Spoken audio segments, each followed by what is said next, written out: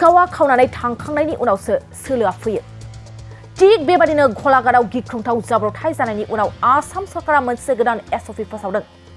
आसाम सरकारा लावखार ओंखाम जाग्राफोरनि थाखाय मोनसे गोदान एसअपि फोसावदों।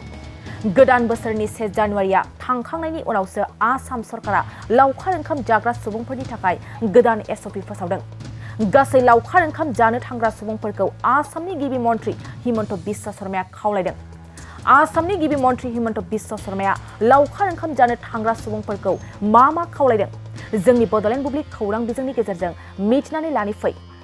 बिथां गिबि मन्थ्रि हिमन्त बिश्व शर्माया खावलायदों दि फुङाव खुवा खुनाया जोबब्लासो गासै लावखार ओंखाम जानो थांग्रा सुबुंफ्रा न'निफ्राय ओंखारनो हागोन होननानै।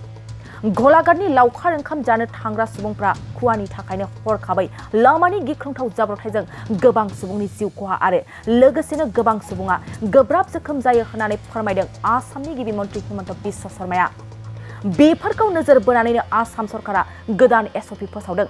नोंथाङा जुदि लावखार ओंखाम जानो साखाफारा जादों अब्ला नोंथाङा फुङाव खुवा खुनाया जोबब्लासो लावखार ओंखाम जानो थांनो न'निफ्राय ओंखारलांनो हागोन आरो नोंथाङा मोनाबिलिनि खुवा खुनायनि सिगां न'आव फैनांगोन। गारि सालायग्राया गारिखौ जौ लोंनानै सालायनो मोननाय नङा होननानै गोख्रों एसअपि फोसावदों आसाम सरकारा। फुङाव सान्दुं दुंखांनायनि उनावसो लावखार ओंखाम जानो थांनो हागोन नोंथाङा।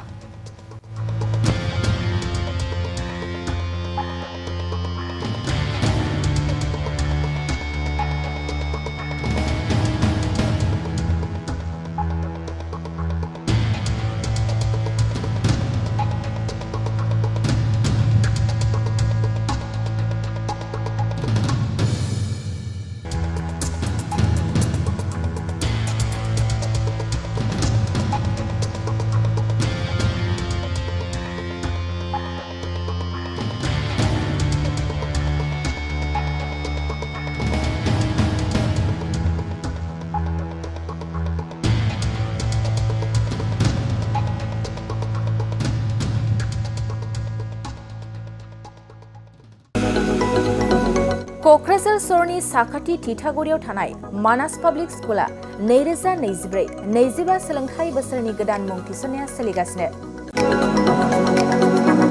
थिथागुरियाव थानाय इंराजि बिजोंनि मानास पाब्लिक स्कुलाव दासान्दि नार्सारिनिफ्राय 8 थाखोसिम गोदानै मुं थिसननाया सोलिगासिनो। बे फरायसालियाव गुन गोनां सोलोंथाइ होनायजों लोगोसे फरायसाफोरनि थाखाय दं मोजां खाबुफोर। थाखो फोरोंथायनि अनगायैबो yoga classes, basic computer education, English speaking skill, maths and science projecting, highly experience faculty आरो स्मार्ट क्लासेसनि खाबुफोर दं। बेजों लोगोसेनो बे फरायसालियाव हौवासा आरो हिन्जावसानि थाखाय आलादा हस्टेलबो दं। गोसो गोनां बिजाथिफ्रा थिथागुरिनि मानास पाब्लिक स्कुलाव मुं थिसनोब्ला नैबे जानबुं नम्बर 6000853288 6000489621 9101 008849 कल खालामनानै सुलाद लानो हागोन।